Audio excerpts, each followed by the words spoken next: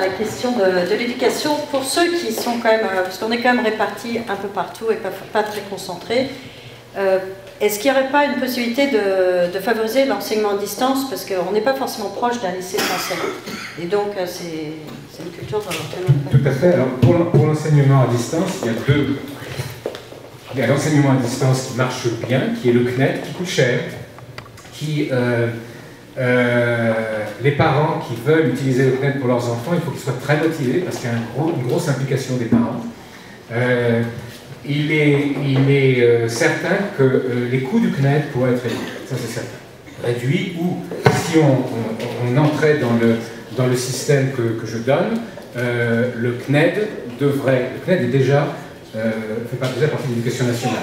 Mais la responsabilité financière pour les parents ne devraient pas, ils sont déjà obligés à avoir une grosse implication personnelle, il faudrait que l'implication financière soit aussi réduite que possible. Mais c'est chaque fois que l'enseignement dans des établissements relativement proches n'est pas possible.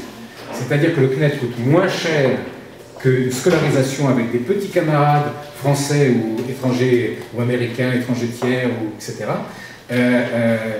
La grande préférence, c'est que le système d'éducation dans des établissements scolaires français en briques continue à exister et à être financé autant que faire se peut. Ça n'est pas possible partout, ça n'est possible que là où il y a des concentrations urbaines assez importantes. Il faut alimenter les classes. Donc le CNED devra de toute façon exister pour un grand nombre de personnes, l'option du CNED devra exister. Il faut la promouvoir, il faut l'aider financièrement, mais jamais penser qu'elle peut se substituer au système d'établissement qui doit exister. C'est ça le vrai rayonnement, c'est ça le grand appel des Français qui veulent s'expatrier, veulent d'abord savoir si leurs enfants pourraient être scolarisés dans des conditions équivalentes aux conditions françaises.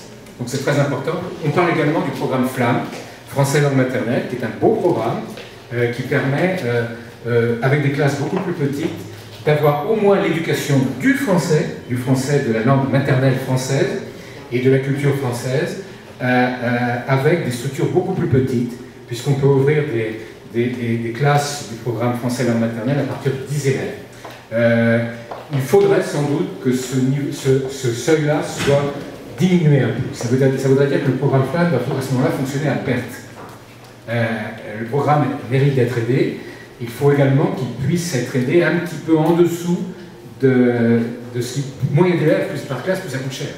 Donc, le programme FLAM également mérite l'attention de l'éducation nationale dans ce domaine-là.